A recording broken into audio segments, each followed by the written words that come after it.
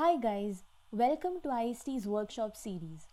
So for this session, we'll be teaching you about microprocessors and how you can do assembly level language coding for a microprocessor. So let's begin. Let's start with a very simple question. What is a microprocessor? So like the name suggests, it's a microprocessor or a small little CPU on your chip. Something that looks like this. It's made up of resistors, transistors, diodes, etc. You might have noticed this sticker on your computer as well. It basically is associated to the microprocessor in your computer. So a microprocessor is the central unit of a computer system that performs all sorts of arithmetic and logic operation, including adding, subtracting, or even transferring numbers from one area to another, or even just comparing two numbers. It's often known as a processor or a central processing unit or as a logic chip. It's essentially the engine or the brain of a computer that goes into motion anytime a computer is switched on. Now, how does this work? So, microprocessors are typically programmed using assembly language. So, a normal instruction that you give in is in high level language, so your microprocessor does not understand it, and it often needs a compiler to convert it to a assembly language. But through the course of this session, we'll be teaching you on how to code using assembly language so you can directly write it and give instructions to your microprocessor. So typically, from the input device, we have binary data given to our microprocessor, which works on this depending on the instructions of our memory and gives out an output. The processing inside the microprocessor takes place by its ALU, register array, and control unit. So now let's start learning on how to code for a microprocessor. For this, we'll be taking the x86 microprocessor as our example. So let's begin.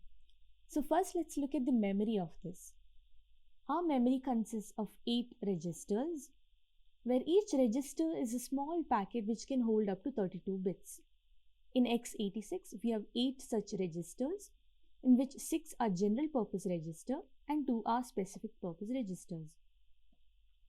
Now these registers can be considered as a variable in which you store values. Only difference is that you can store up to 32 bits in each of these variables. So the first step in our coding would be to declare our variable. For a microprocessor, we do that by using the move instruction or the MOV instruction. We write the syntax for declaring the variable. MOV R1 0xa, which declares R1 is equal to 0xa. So this is how you declare variables in a microprocessor. Now 0xa, as you know, in binary converts to 1010. So once you declare the variables, the value goes into the last 4 bits of your register. Now we have something new in our microprocessor, which is the memory offset concept. For example, you have move R1 plus 3, 12. It moves 12 to a value 3 places away from R1. So I'll explain it to you with this example. Suppose this was my register R1 and I want to move 12 to a place 3 places away from it. Then I would use this instruction. So that's exactly what the memory offset concept is. To move your value to a place far away from your initial register. So move R1 plus 3, 12. Instead of 3, you could just add another register as well, and it would just move the value to that location. When you have move R1 0xa, you know that 0xa would be your source and R1 would be your destination. Now we've learned about how to declare your variable. So let's get into our instructions. So we'll start with our basic arithmetic logical instructions. We'll start with add, subtract, multiplication, etc.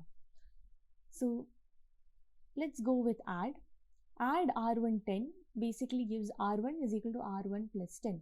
In assembly level language coding, our instructions are very simple and it just sounds and it's just written the way we sound.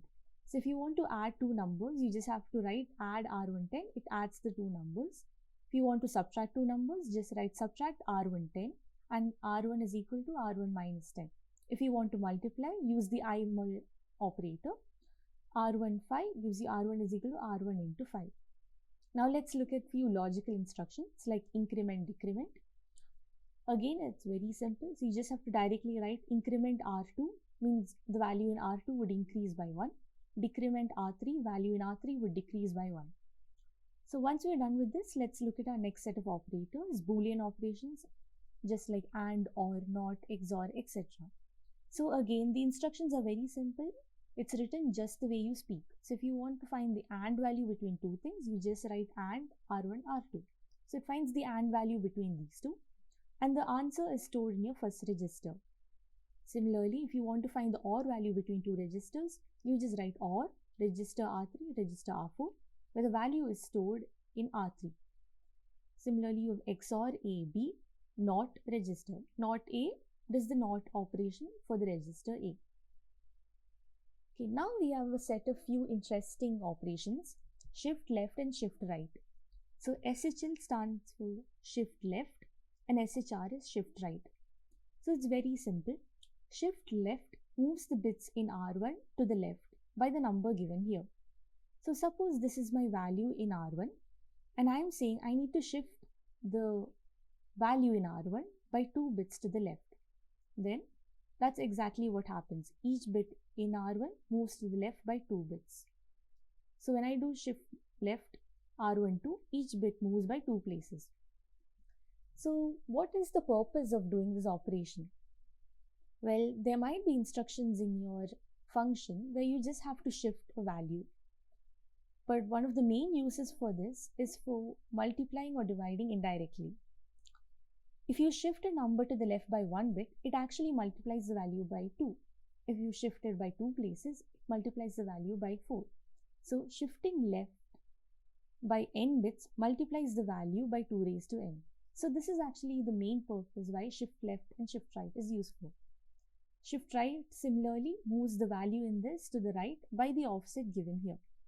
Shifting right ends up dividing it by 2 raised to n. Now we have the next two instructions, which is compare and jump.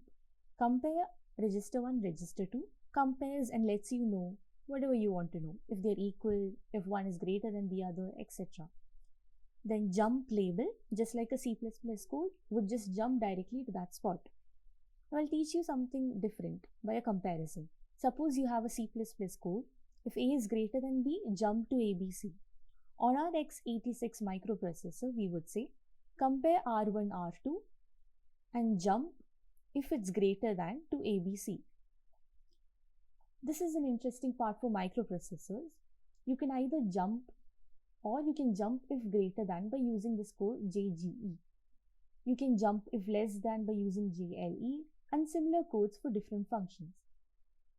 So with this, we bring an end to our coding on a microprocessor. I hope you liked it. And now we'll be moving to our next session. Thank you.